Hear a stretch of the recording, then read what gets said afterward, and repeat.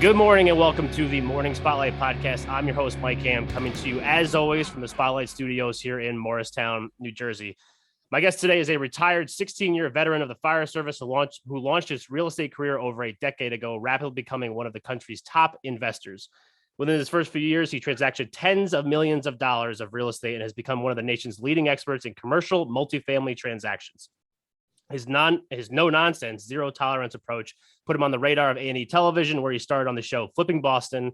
He's also appeared on multiple news organizations such as CBS, ABC, CNBC, and Fox News. And his blue-collar attitude in a white-collar world is why investors seek his advice and want to invest alongside his team at Freedom Venture Investments. He is Dave Seymour. Dave, welcome to the show.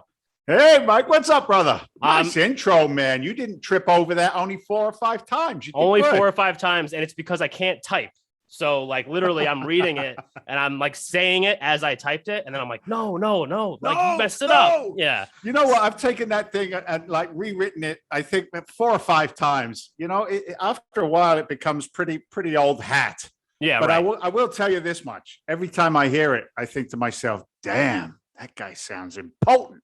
So anyway, here I am. Right. Well, you are important because you're here with me on my show. There it is. I don't know if the accent gave it away, but you are a Boston guy. So there was no way that I was not going to wear my Yankee hat on this show. Normally I wear my morning spotlight hat. Look, I appreciate that. I appreciate that. There's nothing better than a little contention between the Yankees and the Sox. You know what I'm saying? Yeah. But the thing for me is although you got the Boston brogue, if you listen carefully, you might catch a little bit of the fact that I actually come from London, mate. And I emigrated back in 1986. So when you mix up the London and the Boston, you actually sound more like a West Virginian. How the heck that happens, I got no freaking idea. But hey, what do I know? Your cousin from Boston. There you go. That's it. Yeah. Well, I would not have worn the Yankee hat. Let's just put it out there. I would have kept it in the closet if this was a few months ago. But now the Yankees at the time of this recording are crushing it. The Red Sox stink. So, I had to do it. So anyway. I tell you, if you really wanted to upset me, you could have worn a Bucks t-shirt. If you'd have done that, then I would have been unhappy. Like a Brady jersey. Yeah, we would have just wrapped this whole thing up and called it a day. That's what we would have done. I love it. All right. So how does one go from being a 16-year veteran of the fire service to going into real estate? Like how does one make that jump?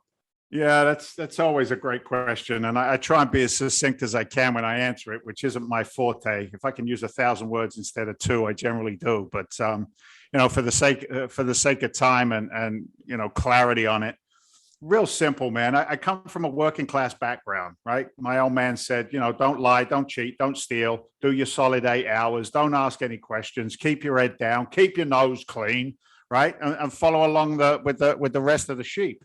And, I bought into that for many, many years. And I don't mean that in a derogatory way, Mike. I'm not crapping on anybody else. If you're happy in your life, then go for it. But for me, I followed that plan. And then when I bought that blue collar attitude to the States, I always wanted to be a part of something rather than apart from something. It's just in my DNA, whether it was, the military, the police. And for me, it was the fire service. And I loved it, brother. I freaking loved it.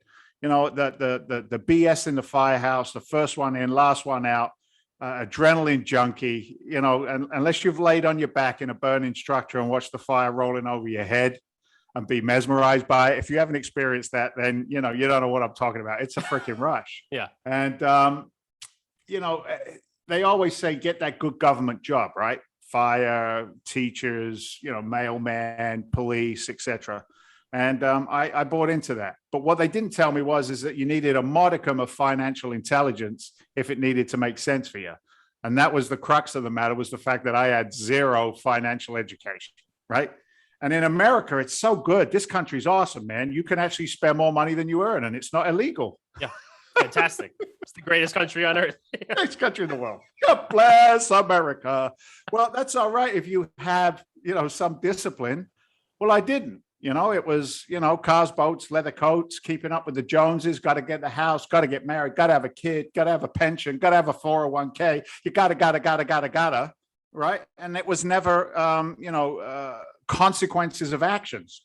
So for me, I found myself at the age of like 34, 35 years old, about 75,000 in unsecured credit card debt, working 120 hours a week. I worked the fire department 48. I worked construction another 40, 50. I had my own little construction company.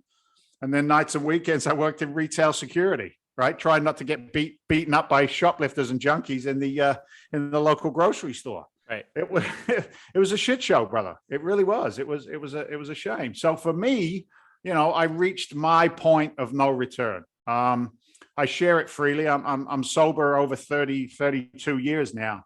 And that was the darkest days for me. I nearly picked up a drink during that period of time because it was like I'd followed the plan that had been laid out for me. Yeah. And the American dream was a freaking American nightmare. Yeah. And I ended up sitting in my F-150 pickup truck. I was a 250 back then because I was in construction full time. And I'm screaming and shouting at my God, crying like a baby. And I'm like, my house is in pre-foreclosure. My marriage is a mess. I've got an 8-year-old son who I'm almost estranged for. He was a stranger to me and we lived in the same house. And everything was just going to crap. And I just screamed and shouted at my guy, said, I need some help. And in that moment of insanity came a moment of clarity. And for me, it was a commercial on the radio. And it said, teach me foreclosure, a free 1.5-hour seminar coming to your neck of the woods. Straight up, bro. Yeah. And I'm like, what? Right. What? You shitting me? And that's what I did. I went to a real estate seminar, and I knew a little because I was in construction. Yeah. And it was interesting. It wasn't even learning real estate. You know what it was? It was a reconditioning of my 6 inches of detrimental thinking. That's what it was. Yeah. I started learning things like, leverage, that debt is good, not bad, if you know what you're doing with it. The fact that you can do business with other people's money, bring value outside of just your time. And that was where the journey began, man. And I invested 25 grand that I didn't have. It was on my then girlfriend, now wife's credit cards. And I always told her, you're the best private lender I've ever had. I love you so much, Mary Beth. And she was awesome, man. She said to me, go get him, kill her. She said, I'm proud of you. I love you. And I'll support you in whatever you want to do. And 18 months later, it cost me way too much money to go to the fire department. And I gracefully retired. But to wrap it full circle, if I had been able to financially use some intelligence during my years in the fire service, I probably would still be there, Mike. I really would. But, actions have consequences. Are you prepared to pay the piper? So that's how it all started, brother. Kind of circular, but anyway, there it is. No, it's a great story. And it seems we've had a lot of people on this show, and it seems like maybe your story is obviously unique to you, but a lot of that comes out in a lot of these stories that we have, because a lot of people, they find themselves in similar boats. I mean, they've been teachers, they've worked their corporate 9 to 5, they do all these different things, and they're just like, this sucks. I mean, like, and they have to do something different. And to me, it's very interesting because I feel like, sometimes asking the question to take the risk to leave the comfy corporate 9 to 5 to go into real estate investing is sometimes risky because you don't know what's on the other side of that fence. But for you, it was almost like, screw it. Like this could be better than, this is probably going to be better than what I'm doing now, working 120 hours. You know what it is? Are you sick and tired of being sick and tired? And how far do you want to go down on the elevator? Right. But I'm going to ask you a question. What's riskier? Having somebody else determine your monetary value 24/7, have somebody else determine whether you even have a job. Is it riskier to have somebody else determine when you can take a vacation, when you can go to your kids' ball games, when you can go on a date night with your wife? Is that riskier, having somebody else having that much control over you? Or is it riskier to look in the mirror and have just a little bit of faith in your own abilities and say, you know what? No more. Yeah. No more. I'm done. I'm done, son. It's time to step up, step out, and do something different. I was blessed. I did a couple of education events and kind of like co-branded marketed events around real estate and business with Damon John, right? The guy from Shark Tank. And we were kibitzing backstage one day. And I can't remember how we got on topic, but he said to me something that I never forgot. He said he always put himself, once he was successful, he always put himself in a position to give somebody a hand up not to be in a position to give them a hand out. Right. And, if it's the whole cliches, Mike. If it was easy, everybody would do it, right? 10,000 hours to be an expert. But it's vengeance. I did it the same way I fought fires, man. Yeah. I mean, I went at it. Once I make a decision, get out of my way, right? It's as simple as that. Once I make a conscious decision, get out of my way. So that's how the changes came about. I'd love to tell you it was a manifestation of prayer and meditation and peace and harmony. I'm not picking that vibe up from you. No, you're not feeling it, right? Yeah. My ass was on fire, brother. I got an 8-year-old kid who says, "I love you, Daddy. I'll see you next weekend." Yeah. But I lived in the house, Mike. Right. And a wife who didn't know who the hell I was, and I was resentful. I didn't like anybody. Nothing worked. Everything tasted and looked like crap. And I'm like, I can't live like this, man. I'm going to be drunk. Yeah. So massive action with massive passion results in massive results. It's not half measures. So that was it, brother. I was all in and went for it. And it was funny because I looked to my left and my right when I started, and there was like 300 of us in this class, right? Maybe 75 of us all invested in ourselves, and we all got to know each other. And then I look around like 2 weeks later, half of them are gone. I look around me like 30 days later, there's another 25% gone.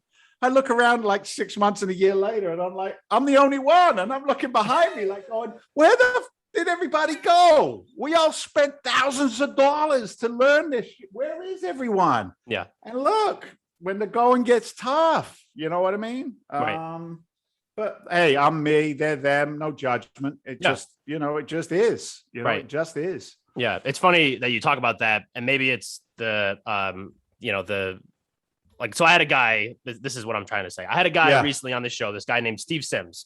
And basically Steve, his whole job now, he's from East London, worked as a bricklayer that his grandfather worked at. His father worked at. And now basically what Steve does is he takes rich and famous people and gives them these experiences. So like they'll meet the Pope, they'll meet Elton John, he's just the facilitator of these things. And he talks about how listen, you want to talk about hard work. What we do is not hard work. That was hard work. It was raining and you're carrying bricks on your shoulders, up the thing. And this, strikes me as a very similar type thing because you have that blue collar attitude, like I read in the bio. I think I read in the bio or the bio that you gave me. The blue collar attitude in a white collar world seems to go a long way because what hard work, real hard work actually is. You know what? It's a combination of that. Look, if somebody sits in a cubicle and mentally challenges themselves in their job, well, that's also hard work. That 100%. Brings stresses, right? Yeah. I've still got calluses on my hands from digging ditches and trying to get down to the frost line in January in Boston, right? So, I wear that as a badge of honor. But it's not just hard work. It's also understanding what a true emergency is, right? We've got this, I think it's almost like a cultural cancer today, where for some reason it's okay to start something and not finish it, right? Right. If your listeners look in a mirror and are truly honest with themselves, to thine own self be true. Look back in your history and think about all the times you said you were going to do something. You started something and you didn't finish. I'm going to lose weight. I'm going to get the girl or the man of my dreams. I'm going to get the super job. I'm going to get wealthy. I'm going to get out of debt. I'm gonna. Well, the law of the universe says if you keep on saying you're going to and you act as if it's always away from you, you're never going to grab it back, man. You're never going to grab it back. So an emergency is dead bodies in burning buildings, all right? Car accidents where if I'm the medic on scene, if I don't get the right medicine at the right dosage at the right time in the right vein, they're going to die. Those are emergencies. And I don't say that to elevate myself over anybody else. I say it in the sense of I'm dealing with it right now, all right? I'm trying to get a self-directed individual retirement account custodian to get off of their ass, service the client, and get the freaking money in the bank account because I'm closing a $2 million deal at the end of the week, right? Now, somebody might go, oh, I don't know what to do. I don't know what to do. Well, I know what to do. I know that I need tenacity, consistency. I want to be the biggest pain in everybody's ass to make sure we get the job done. Yep. I know what a real emergency is. Am I aggravated? Yeah. Do I want to go find him and slap him? Yeah. But you can't do that anymore, right? Yeah. Yeah. Not So today. it's like those skill sets of, getting up early and going to bed late and filling that day with productivity is a powerful tool that, look, I look at my millennial son and maybe he doesn't have that skill set today, and God bless him, but it's definitely an attribute. And if your friend there was a bricklayer back in England, the brickies are hardcore. They're like the Masons over here in the States, right? Yeah. Don't ever get into a bar fight with a Mason. Their hands are bigger than yours. Their shoulders are wider. Right. They got the patience of a gnat. So I get it. I do. And I bring that to everything that we do, and you couple that mindset with, I look at our investors, I look at my investments and the team and what it takes to execute on a deal. And, I bring that same mentality to it. Somebody's got to lead. Somebody's got to go first. It's always me. Never ask anybody to do something I haven't already done myself, successfully or unsuccessfully. Right. And then just share those lessons to everybody going forward. And everybody starts at 100, brother, and loses points, rather than the negative aspect of everybody got to start at 0 and earn my respect. No, you got my respect until you lose it. You know what I mean? So anyway. Yeah. Tyrant, I get going. No, I love it. Yeah. We gotta fill time somehow. And it's better you talking than me just asking questions and talking about whatever. But all right. So you make this switch, you take this leap of faith into betting on yourself, so we talked about how it's probably more risky to stay in that corporate job or, be, subject to the man. So now you are the man.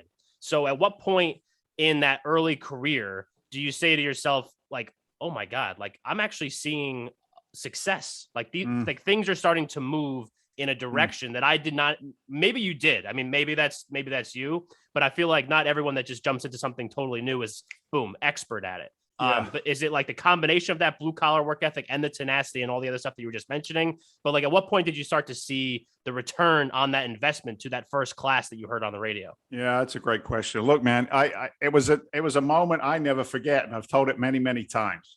One of the first things I learned in real estate was what's called a wholesale transaction. It's learning how to negotiate a deal good enough that there's enough equitable interest in the contract, right? You can actually sell a contract. So I got a purchase and sales agreement with a seller for 200. The house is worth 250, all fixed up. I got a contractor who will give me 205 for it. He's going to do a little bit of work and make a couple of bucks, right? So it was a deal that I did right in the middle of the crash, and it was a $5,000 assignment fee to me because I put all the deal together. The investor, the seller, did all the underwriting, did the work. And I remember walking out of this attorney's office. It was in October in Boston, rainy, cold, crappy.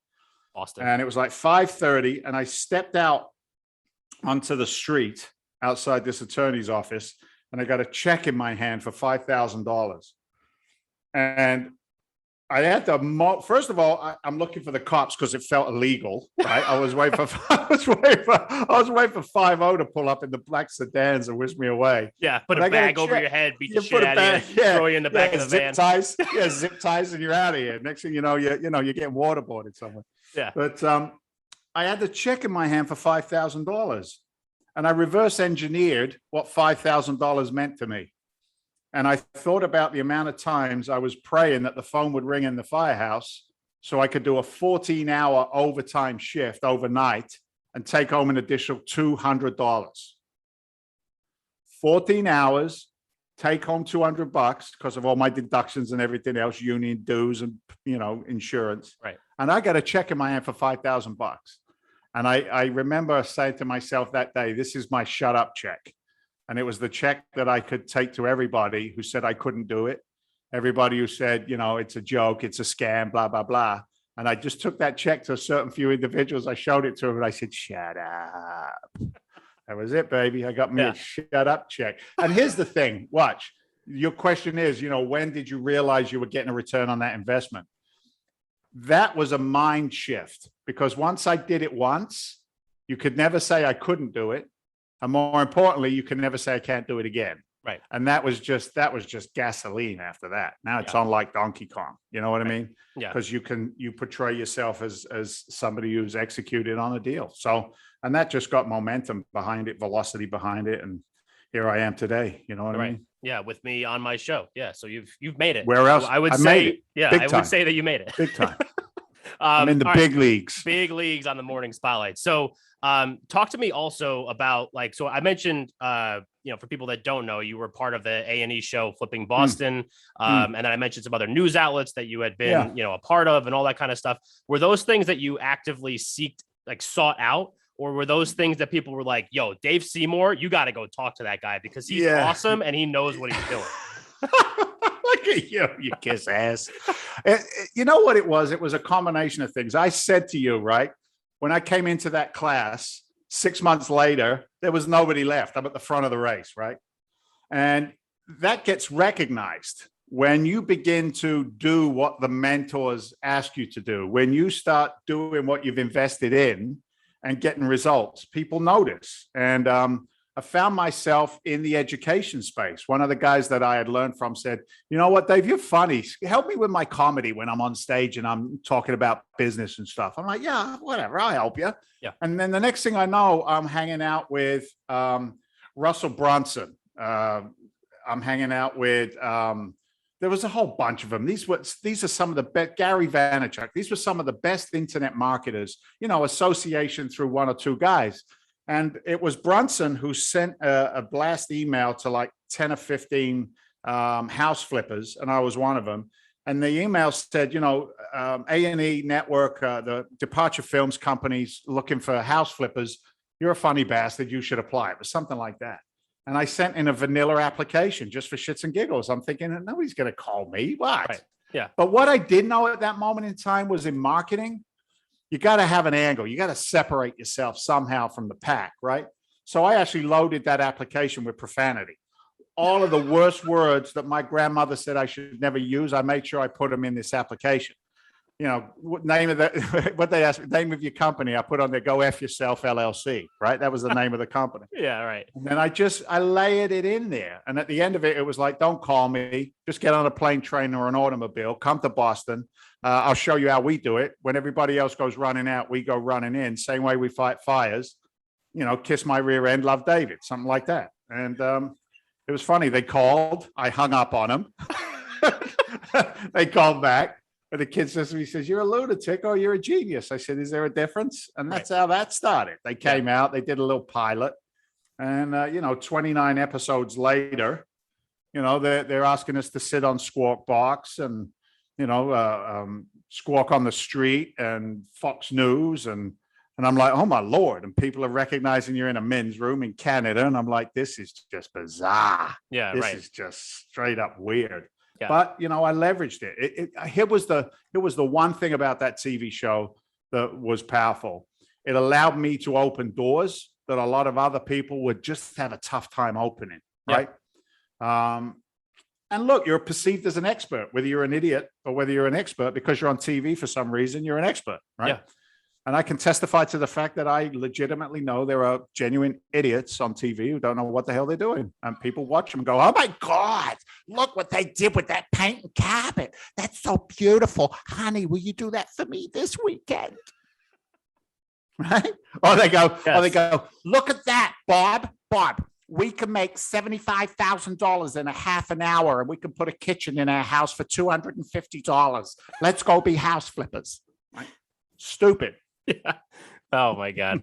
I love it. So, all right. So at what point? This is fantastic. So, the show, right, obviously propelled you into, like you said, I mean, it gave you a platform to talk more. Then you start doing more of those things. And that's clearly been something that you've tried to consistently do since then, I would imagine, right? Like I've seen, I was just on your website looking at other podcasts you've been on. I'm not jealous, but I get it. But you were the number one choice. It took me this long to get on your show, Mike. Exactly, right. I mean, we're just so backed up with guests that you and what's that other guy, like Grogan or something? He's like second place to you. That guy? Yeah. Right. Whatever. Yeah. Joe Rogan. Yeah. Rogan. See, I don't even know, you don't even know his name. That's how unimportant he is to me.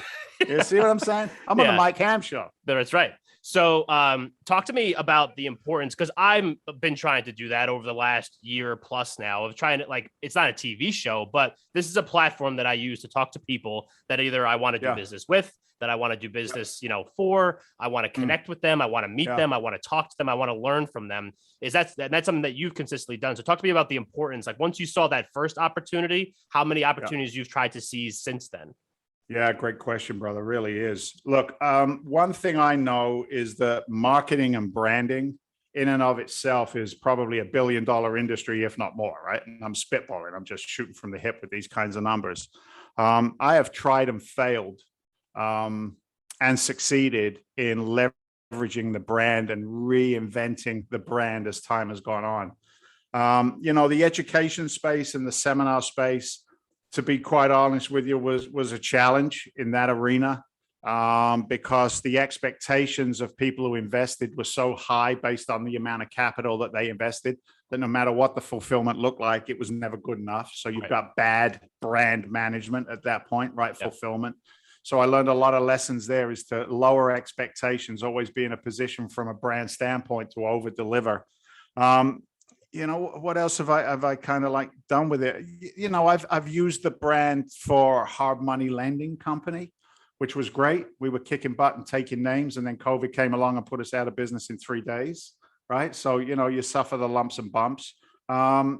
I built up a pretty nice branded construction business up here in the Northeast for a while. That worked.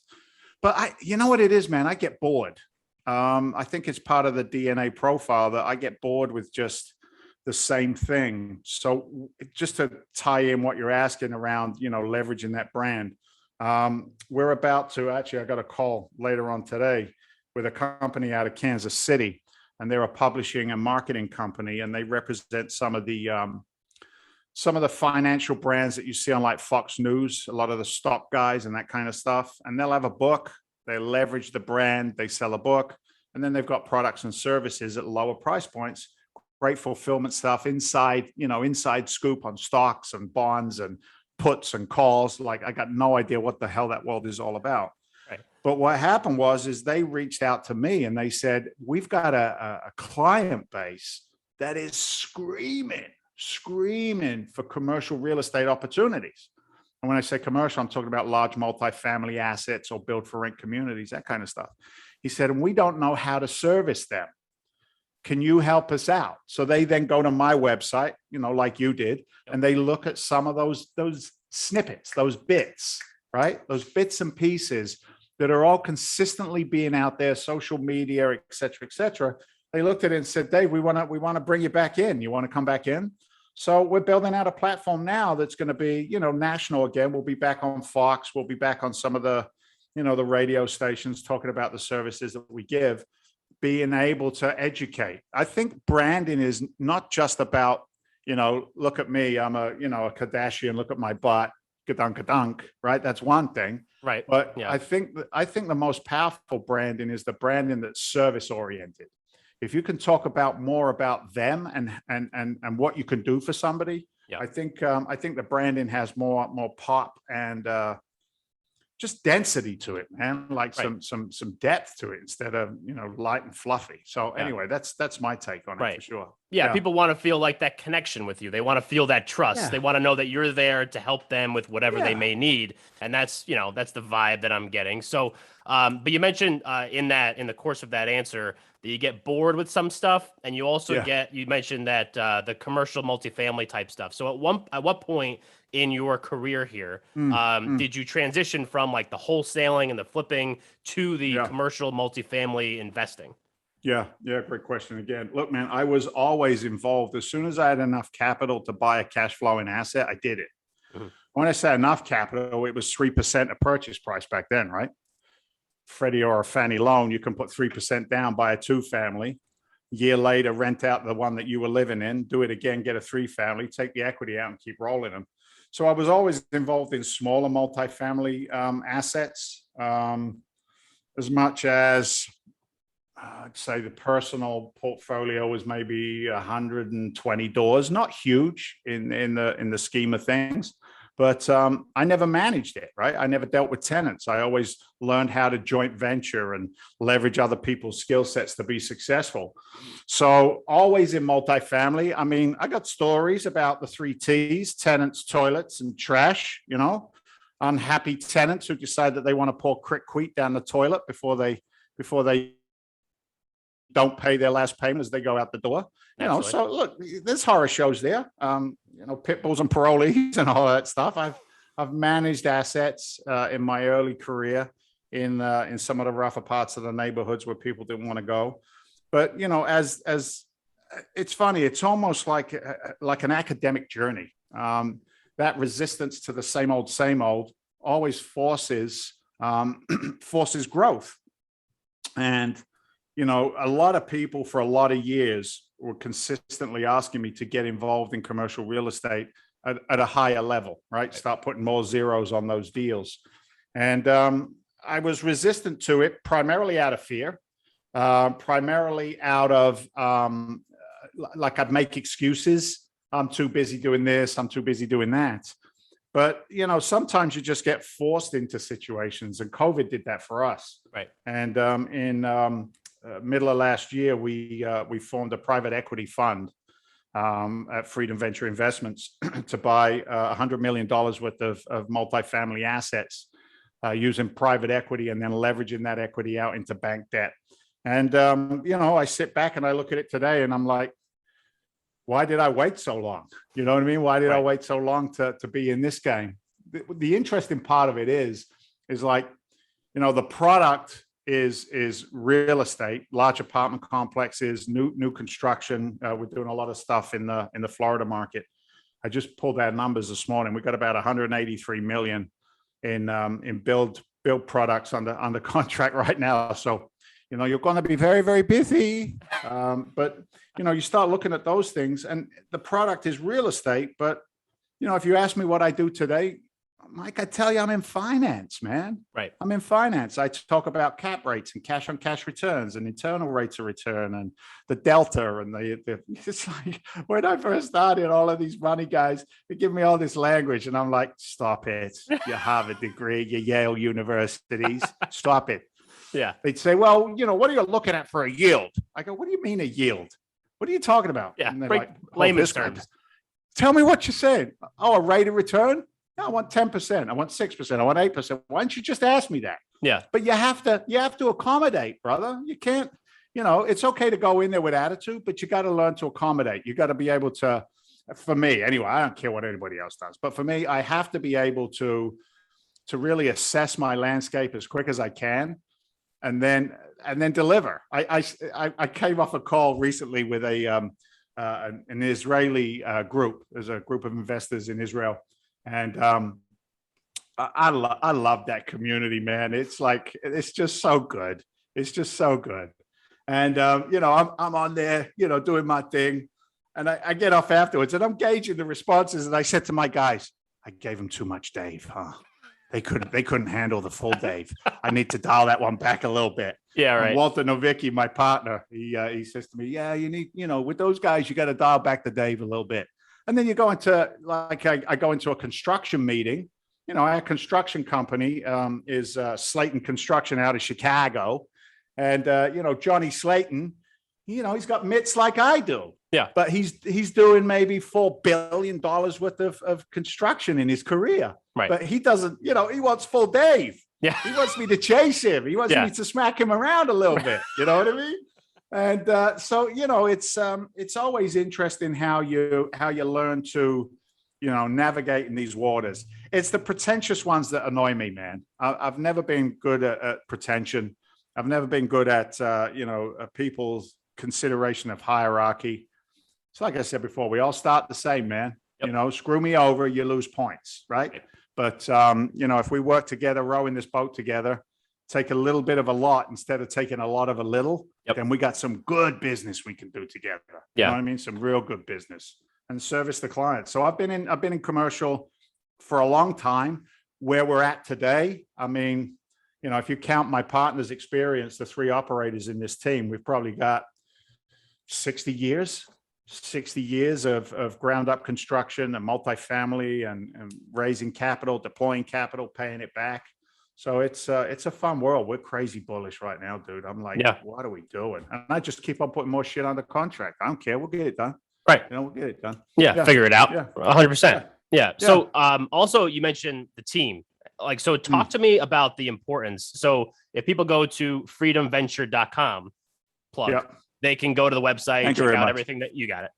They can check out the website, see what you guys do and all that kind of stuff. And I'm looking at the overview and your numbers and all that kind of stuff. But then you go to the team. And to me, that's always one of the things that I like to talk to people about, because sometimes you just have like solo investors and they're investing in different parts of the country, and they got to make sure they have teams like boots on the ground type people. They live in Idaho and they're investing in Alabama or whatever. So talk to me about and talk to me about the importance of putting that team together, because I feel like they have to vibe with a Dave. Right. So if you're going to bring people on to your little world, they need to be able to exist and function in that world. Right. So talk to me about the importance of that. That's so good, dude. Look, I'll start with this. If you are a passive, or what we call an LP, limited partner investor in a large commercial deal, I'm going to let you in on a little secret. Don't tell anyone. All right. This is between me and you, Mike. Okay. Nobody else needs to know this. This is a secret. Are you 100%. Ready? Yeah, I'm ready. Okay. Ready? Listen, here it is. You're not even investing in the real estate. You're investing in the team. That's how important it is. All right. Sticks and bricks to sticks and bricks. We make our money on the buy side. We realize that profit on the cash flow sell side. So for me personally, I have made really bad mistakes in putting teams together. Right. I've got that gut feeling that this guy ain't a right fit, or this girl ain't a right fit, and I've ignored it because I want everybody to succeed. Yeah. And, as I've got grizzly in my 50s, you get a little more grizzle on you. The tolerance for other people's pretension, other people's, fakeness, other people's attitude. My tolerance of that is pretty much zero today. So I'll tell you about my team and what we have, right? Yeah. The critical pieces of my team are my two partners, Walter Novicki and Eric Wilson. Eric Wilson is 26 years old. I actually ripped him right out of a real estate seminar that I was teaching. Something about him drew me to him, engaged me. Some people you want to be around and some people you want to be away from. This guy was young, he was hungry, and what he was really, really smart. And as I got to know him over like a 6-8 month, 1 year period of time, Eric had come from Fidelity, and he was hired at Fidelity to work in a think tank to write algorithms for market predictions. Okay. That's as much as I can tell you about him, because other than that, he's off the charts. Buddy. Yeah, right. I mean, he's like redonkulous. Everything that I hate, he loves. It's everything. Perfect. Yeah, right. Right? Yeah. I look at one cell on a spreadsheet, and that's the bottom right-hand corner. Right. It's either a good number or a bad number. And I have trust and faith in his skill sets for all of that underwriting that went into that pro forma when we do a deal. So the message there is simple. Don't duplicate what you're good at, right? And don't go out and have to learn everything that you're not good at. We were all raised. If you want something done right, you got to do it yourself, right? That's the only way. No, that's bullshit. What that means is there ain't enough of you to go around. So delegate, but delegate to the right people. So that's Eric. He's operations in our company. After that is the man, the mystery, the legend. He's the wizard behind the curtain. That's Walter Novicki. 25 plus years in Florida. It's been through probably 3 market cycles, started investing in 1986, retired from the military at a very, very high rank with a very, very special set of skills. If you know the movie, you know what I'm talking about. Okay. Yeah. So I will find you. He will find you. That's Walter. And to my point earlier, how powerful is that you've got a medic firefighter, retired military with a specific set of skills. Okay. So we know what emergencies really do look like. Yeah. And the fact that he is so entrenched in the Florida market after 25 years down there, I don't have to go out and reinvent the wheel. I'll say it again. Know your lane, know your skill set and drive in it as fast as you possibly can. Walter, put him in front of a camera and he goes beet red and he has palpitations, right? Right. You ask Eric to have a humorous, engaging conversation. And I'm sorry, Wilson, it's like watching paint dry. It's, that's my boys. That's these three amigos. That's what it says on our team's account. Right. The three amigos. I'm the CEO. Yeah, I'm the big dog in front, but I'm useless without that support system behind me. So that's the business, pyramid at the top. And then you fill in underneath there. We fill in for capital markets. We've got teams that work with institutional investors and bring us those results. My accounting team, my legal team, Dickinson Wright, like 70 or 80 attorneys nationwide, right? They're the ones that bill you out at $350 a second. You know what I mean? Yep. You bring the right people on to support yourself. And here's the importance of it as well. Optics are everything, man. People don't want to know that you're Joe Blow, just trying it out for the first time. Yeah. That track record, that execution is critical. So, and they got a vibe, to your point, man. If I feel like I'm in competition with anybody within my own organization, it doesn't make sense. We got to be rowing in the same boat, bro. Yeah, 100%. That's my take on teams. Yeah. No, I think that's super important because like teamwork makes the dream work. There you go. Yeah, it does. There's a phrase. You go. You said it. You got it. You got it in there, didn't you? Yeah. You said of course. I had to. But yeah, no, I think that's fantastic. So like as you're progressing through this thing, and you mentioned something that is in the works right now. Right. So when you're thinking of like goals and stuff like that, talk to me about the importance of having goals. Are you like strict in like your goal setting and how you accomplish those things? Yeah. Or is it like, hey, there's a deal that could work for us. Like, let's go get it. Like, how does that work? What do you like? You've been sitting on my therapy sessions. Look, man, I would love to tell you, yes, I'm a fantastic goal setter. I write my goals down every night before I go to bed and I reaffirm them in the morning.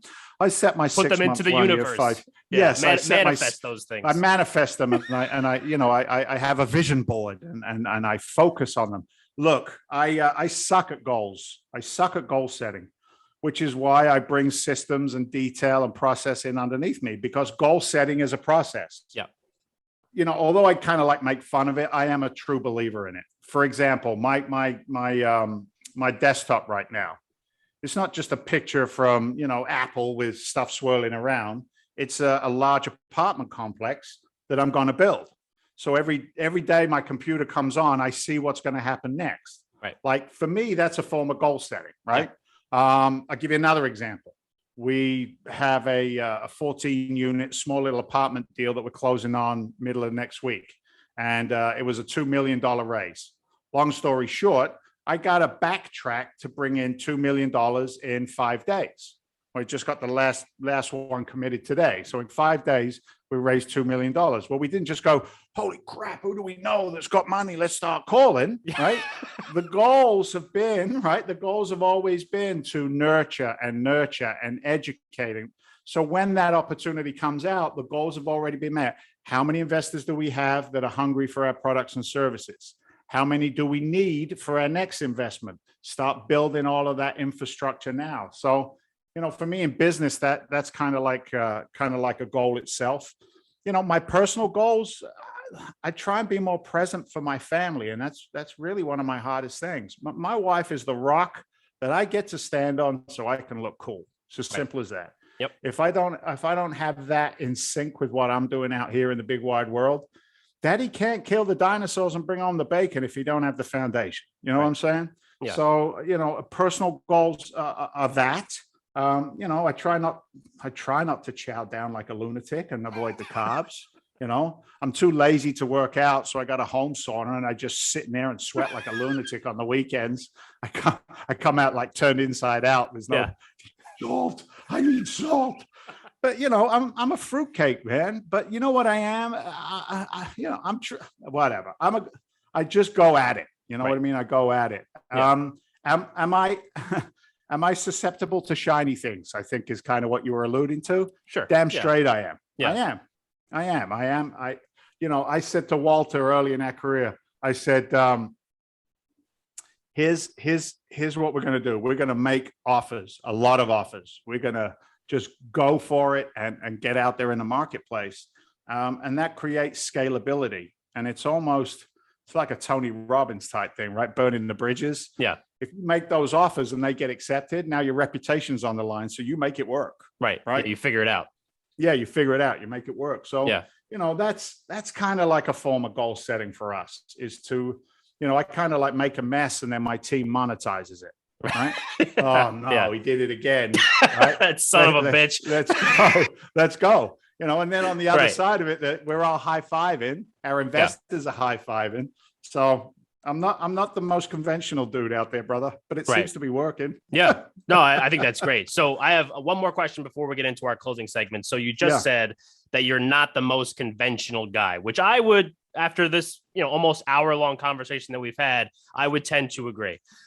So thank you. You're welcome. So most of the people that listen to this show are between the ages of 25 and 35. So a lot of them are new to real estate investing. They're entrepreneurs. They're, working corporate 9-to-5s and interested in maybe taking that jump. So what would be maybe the path that you took, but as we said, not always the most conventional. So maybe it's not, but if you had some suggestion for somebody that's like in that same maybe rut that you found yourself back when you did, what would be some ways that you would say, like, this is what you got to do to kind of get yourself on that right track, or whatever you think that right track may be? Yeah, that's good. First thing I've learned over the years to be very, very conscious of the words that I use. I'm never going to tell anybody what they got to do, bro. Because as soon as you tell somebody you got to do something, out comes the little dicky bird and they go in the other direction. That's human nature. So the first thing I would say to him is, paint yourself a picture. Seriously, though, all the goal setting stuff. What does it look like? Yeah. A lot of people, if you say, what do you want? They got no freaking idea. So if you don't know what you want, tell me what you don't want. Write that list down. I don't want to be holding to a boss. I don't want to be praying for an overtime. I don't want to, be fighting with my other half all the time. I don't write those things down that you don't want, because they will open up the doors to the fact of the things that you do want. Yeah. And then just write it down, find that path, and then commit to it. Commitment is the word, right? Make a conscious decision. Start thinking about all of the subconscious decisions that have been going on in your life. I got to get a 401k if I want to retire. I have to. Everybody else is. Right. I got to get I'm not even going to go there. I was going to say vaccine. I got to get a vaccine because everybody else, I'm not going to do that. So, it's, I just turned it all political, didn't I? Yeah. Morning Spotlight canceled. All right. Thanks. Cancel. Thanks, Dave. Cancel. Appreciate it. We're off. We won't ever be on Facebook or Spotify or any of those. Oh my God. Seriously. Guy said to me one time, he said, are you sick and tired of being sick and tired? And if I could answer that honestly, he said to me, if you want something different, Dave, he said, you got to do something different, brother. He says, or not. Yeah. Or not. Just suffer. It's okay. Right. You will be one of the millions and millions of people that just trudge through life. He said, and if you're okay with that, stay there. It's all good. It's not a moral judgment. He said, but if that's not you, he said, begin to write down what you don't like. That'll open up the doors to the things that you do like. Then make a commitment. One of the things that I have lived by 24/7 is to educate, don't speculate, right? Please, I beg of you, don't rely on YouTube University for your career, all right? Stop it. There's great shit out there, but it's not everything. Yeah. I invested capital in my career. I invested capital in my personal development. I invested time. I don't have the time. Yeah, you do. Stop watching shit on TV. Stop it. Yep. Reruns of Friends and reruns of Seinfeld. Oh, did you see the rerun of Seinfeld last night? A buddy of mine calls it broke flicks, not Netflix, right? You're the master. You're the mistress. And, take back some of that control that has been taken from us. That's kind of my big message on it.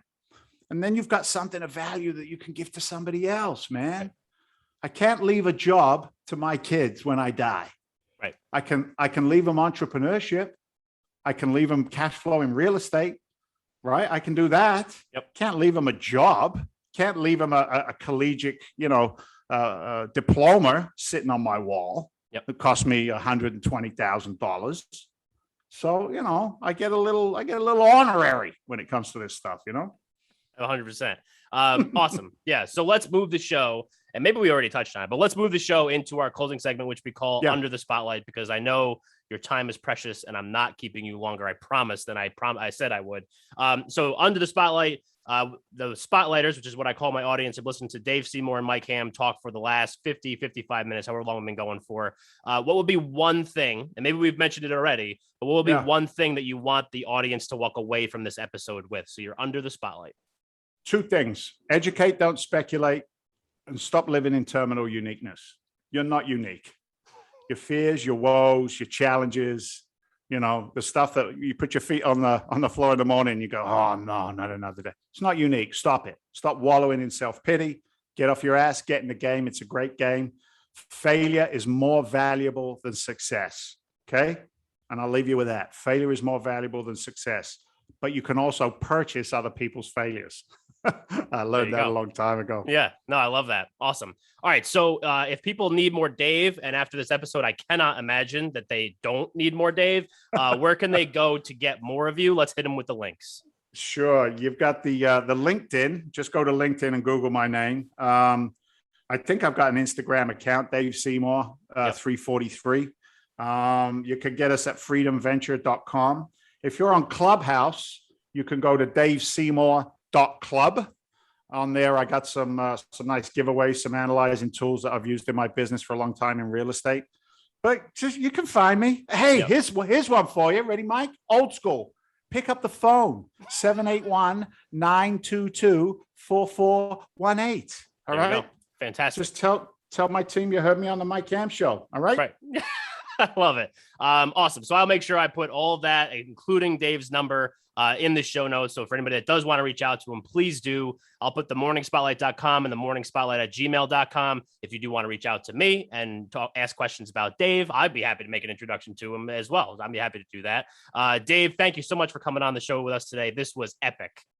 You're welcome, brother. I had a good time. Cheers. Me too. And the Spotlighters, thank you for listening, and we will catch you next time.